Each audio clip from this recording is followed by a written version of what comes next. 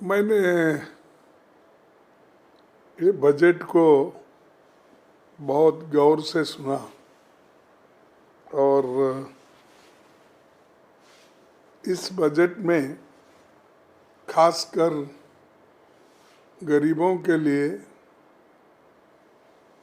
Lower middle class के लिए और मिडिल क्लास के लिए भी कुछ भी उन्होंने नहीं दिया। और दूसरा जो है, ये अंतरिम बजट रहने की वजह से उन्होंने कोई ठोस अनुष्ठान करने का बजट नहीं दिया। सिर्फ काम चलाने के लिए डे टू डे अफेयर्स के लिए ही उनका बजट है। पिछले 10 साल में सरकार ने जितने वायदे किए थे उसका ब्यौरा उन्होंने नहीं दिया। उसमें कितने पूरे हो गए और कितने बाकी है, और बजट में उन वायदों का क्यों नहीं जिक्र किया।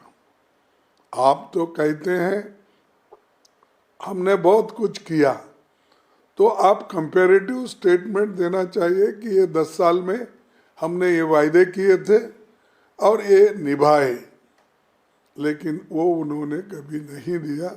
वो हमेशा 2014 की ही बात करते, 14 से पहले क्या था, क्योंकि ऐसा उनको महसूस होता है कि 2014 में ही देश को आज़ादी मिली है और मोदी जी आने के बाद ही देश डेमोक्रेसी को देख रहा है और प्रधानमंत्री बने हैं। नहीं तो बाकी पहले प्रधानमंत्री कोई नहीं थे या यहाँ पर लोकतंत्र भी नहीं था। इस भाषा में उन्होंने अपना बजट पेश किया है। मैं पूछता हूँ, सच उन्होंने जो वायदे किए थे 2 करोड़ नौकरियों का कहाँ तक पहुँचा? 15-15 लाख रुपए काले धन बाहर से लाकर देने का, और किसान का इनकम डबल करने का, एमएसपी बढ़ाने का, ये सब उन्होंने कहना था। पहले हमने ये वायदा किया था एमएसपी का, आज ये है। पहले हमने ये वायदा किया था इनकम डबल बनाने का, अब ये है। इसके बारे में कोई जिक्र उनका नहीं है, उन्होंने पूरा भी नहीं किया। 100 स्मार्ट सिटी बनाने का वायदा किए थे, क्या पूरे हो गए, अधूरे हैं? कहाँ तक आपने कंप्लीट किया, वो भी आपने नहीं बताया। उसके बाद मैं और एक आपको इम्पोर्टेंट चीज़ बताना चाहता हूँ कि यूपीए के दौरान एग्रीकल्चर जो डेवलप होता था 4% औसत होती थी, 4% ग्रोथ होती थी, लेकिन आज वो 4% घटकर केवल 1.8 कैसे हो गया, ये हमको समझ में नहीं आ रहा। कृषि का विकास दर 4.6 था, वो इस साल 1.8 है। यूपीए के दौरान हमारी खेती 4% थी, औसत से बढ़ती थी, वो आधा क्यों हुआ?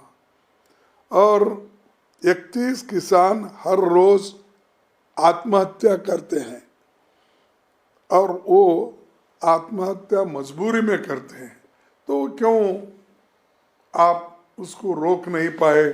उसके बारे में इसके में कुछ नहीं है। और शिक्षा का भी बजट उन्होंने घटाकर, पहले जो 4.55 था, 4.55, अब वो घट के 3.2 हो गया। यानी शिक्षा के तरफ भी आपने ध्यान नहीं दिया, किसानों के तरफ ध्यान नहीं दिया, गरीबों के तरफ ध्यान नहीं दिया, मिडिल क्लास के तरफ भी आपने ध्यान नहीं दिया, सिर्फ आप अपने रंगीले भाषण को आप बोलते रहे। और दूसरी चीज, ये SC ST OBC माइनॉरिटीज के बारे में हर लोग एक कोटेशन हो गया है। SC ST बैकवर्ड्स के लिए हम कुछ करेंगे, हम ये कर रहे हैं वो।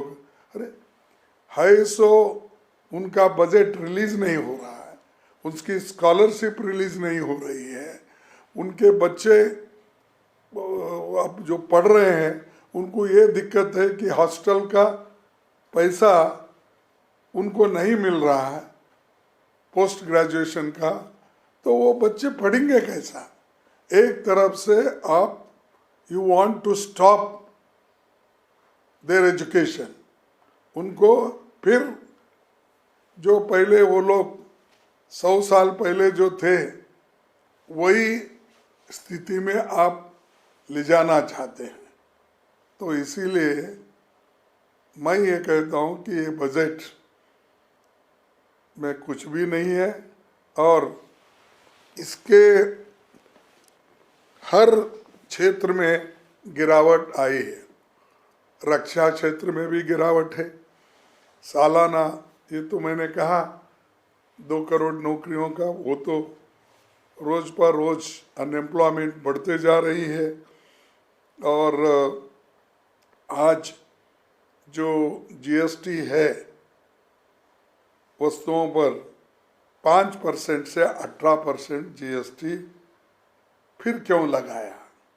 ये गरीबों के लिए जो वस्तु थे एसेंशियल कमोडिटीज, वो एसेंशियल कमोडिटीज के ऊपर लगाया आपने।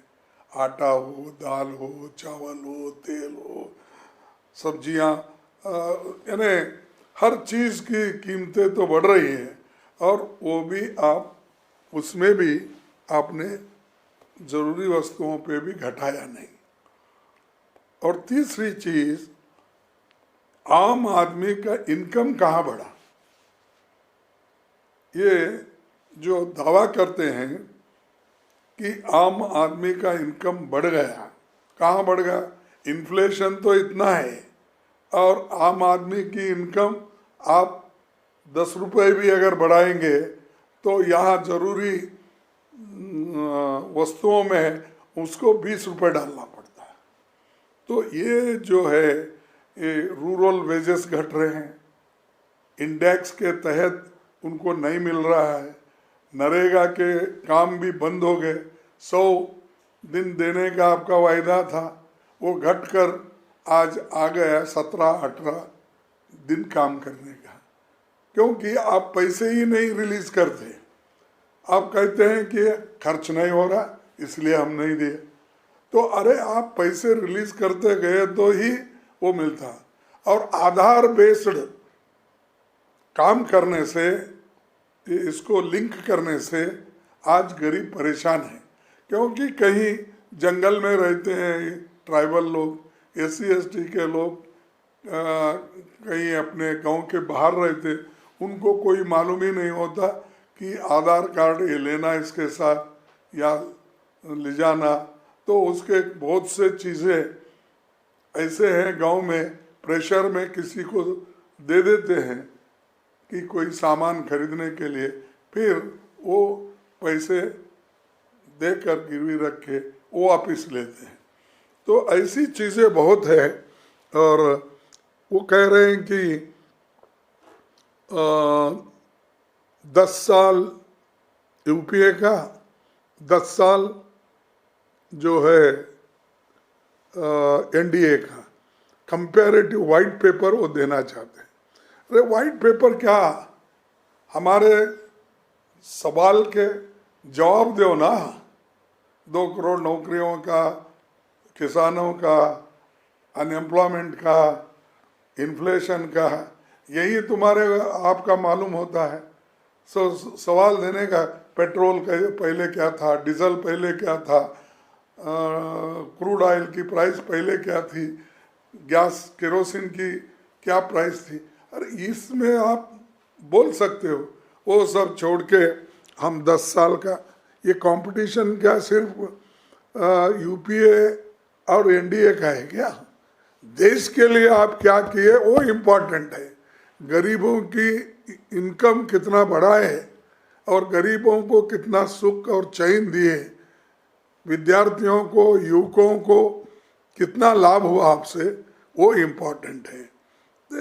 बाकी के सब चीज़ें पुराने हैं, वो लॉन्च करेंगे, ये लॉन्च करेंगे, ये तो उनका पहले से ही कहना है। तो दरअसल किसी भी बजट के दो काम होते, एक पिछले साल का ब्यौरा देना, पिछले साल आपने क्या क्या किया और आगे क्या करने वाले विजन देना। तो ये इसमें कोई भी नहीं है, ना विजन है न पिछले साल का असेसमेंट या ब्यौरा हमारे को दिया है। तो टोटली हम ये कहेंगे कि ये बजट, ये दोनों चीज़ तो मिसिंग है, उसके अलावा भी ये बजट, इसमें कुछ भी नहीं, सबको उन्होंने टोपी डाल दिया है।